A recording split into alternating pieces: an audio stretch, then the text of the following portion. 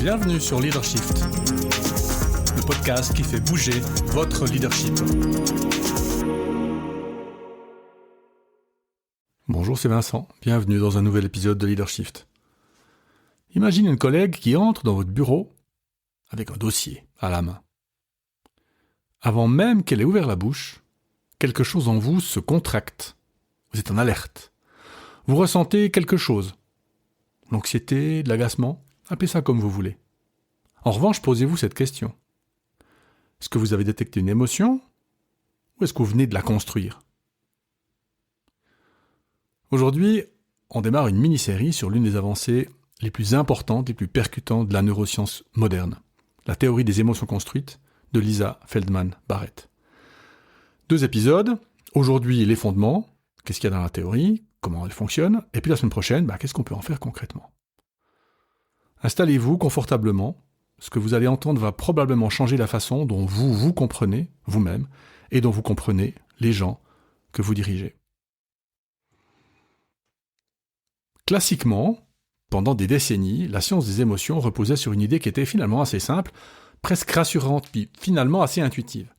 Les émotions sont universelles, donc pour toute l'humanité les mêmes, biologiquement programmées et déclenchées par l'environnement.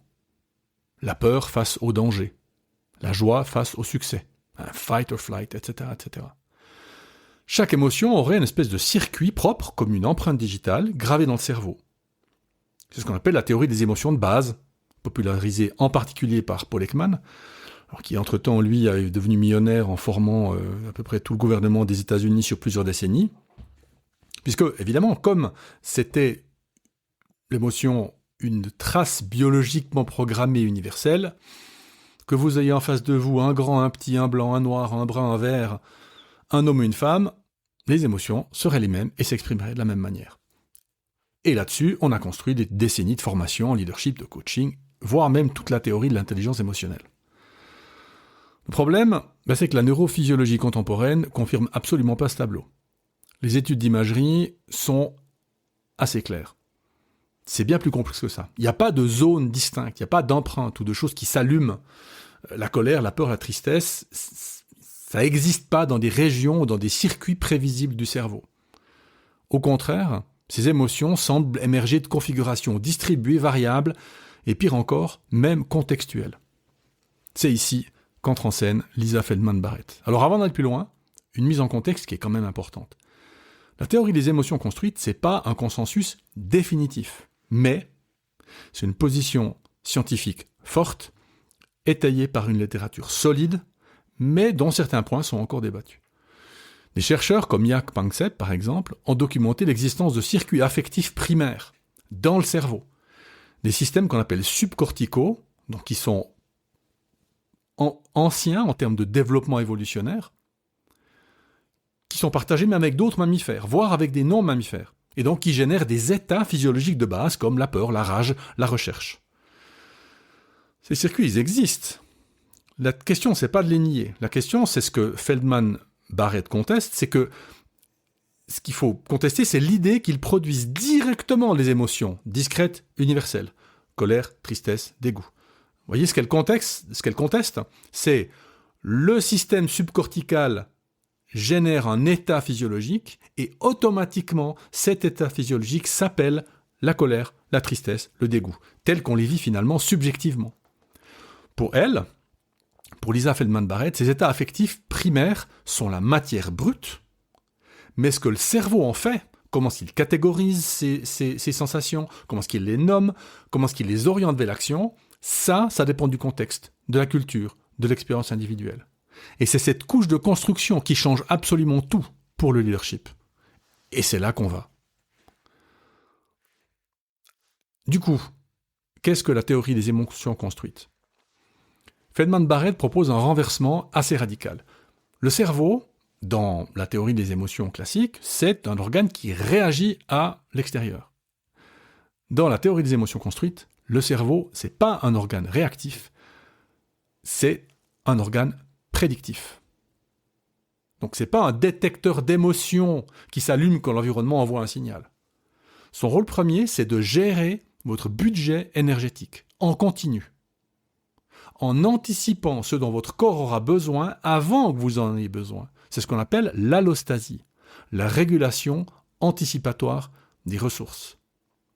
Donc comment ça marche ? Dans ce modèle, votre cerveau, en permanence, il génère des hypothèses sur ce qui va se passer, sur ce qui se passe. Et il combine 3 flux d'informations. Le premier, c'est tout ce que vous sentez à l'intérieur de votre corps. C'est ce qu'on appelle les sensations interoceptives. Donc, le rythme cardiaque, la tension musculaire. Bon, ça c'est le premier flux. Deuxième flux, c'est toutes les données sensorielles du contexte. Ce que je vois, ce que j'entends, ce que je perçois autour de moi. Et enfin, troisième flux, complètement ignoré par la première théorie, vos expériences passées, vos concepts appris, votre mémoire culturelle, vos schémas. Et donc, l'émotion, dans ce cadre, c'est la meilleure supposition, ce qu'on appelle the best guess, c'est la meilleure supposition que fait votre cerveau pour catégoriser ce cocktail de sensations interoceptives, de données sensorielles et d'expériences passées. C'est donc une construction, c'est pas une réaction. À chaque fois, votre cerveau construit quelque chose. Et c'est rétrospectif. C'est-à-dire que si je ressens quelque chose de physiologique, mon cerveau lui donne un nom et non pas le contraire. Donc mon cerveau colle une étiquette sur quelque chose que j'ai déjà construit, ressenti. Interoception, données sensorielles, contexte. Pensez à ça, le cœur qui bat fort avant une présentation. C'est quoi ? De l'anxiété ou de l'excitation ? Physiologiquement, c'est la même chose. Votre cœur y bat. Ce qui diffère, c'est le concept que vous appliquez à ce cœur qui bat. C'est pour ça que le coaching cognitif et comportemental est aussi puissant. On peut déconstruire ces concepts et en construire d'autres, alors que le coaching cognitif et comportemental appelle des croyances irrationnelles, mais on peut déconstruire ces croyances irrationnelles ou ces concepts et en construire d'autres qui sont plus adaptés. C'est pour ça que ça marche aussi bien. Alors qu'est-ce que ça change pour la prise de décision, pour le leadership ? En tant que leader, c'est fondamental, parce que la première application, c'est que vos émotions sont informées par votre état physiologique du moment. Un employé en déficit sommeil ou en surcharge a déjà un affect de base désagréable. Son cerveau va naturellement construire des émotions qui expliquent cet état. Et ce sont souvent des concepts de menace ou d'urgence qui s'imposent. Donc des émotions à valence négative. Vous voyez, c'est comme ça le schéma. C'est j'ai mal dormi parce que je suis stressé, parce que je pense avoir trop de travail, parce que ma charge mentale est élevée. Comme je sens j'ai cette sensation à l'intérieur de moi, quand je me lève le matin, par exemple, ou quand j'arrive devant la porte de mon bureau, et le cerveau, lui, va essayer d'expliquer ce que vous sentez déjà par ailleurs. En plus, vous arrivez, peut-être que vous entendez des personnes qui s'engueulent dans le couloir, vous entendez votre directeur gueuler dans son bureau, c'est ce qu'on disait au niveau du contexte. Tout ça fait que votre cerveau dit, ok, le plus logique, finalement, c'est une émotion négative, ça va pas, donc anxiété, donc émotion à valence négative. La même remarque anodine de votre part sera perçue comme une critique blessante un lundi matin, après un week-end un peu difficile, et comme un feedback constructif le jeudi après une bonne nuit de sommeil, pour la même personne.